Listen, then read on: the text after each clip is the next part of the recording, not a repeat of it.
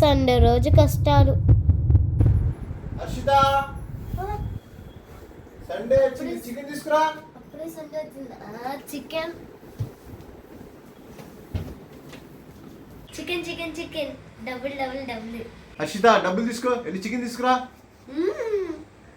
Sunday వచ్చిందంటే చాలు గల్లేని సంతోషం అంతా వచ్చిద్ది. ఇంకా చికెన్ కోసం పరిగెడతా. మాటల్లోనే చికెన్ కొట్టుకి వచ్చేసా. అన్న 1 కేజీ చికెన్ ఇవ్వరా? ఎంతది? కేజీయా? సరే అలాగే. Uncle chicken chicken chicken uncle uncle.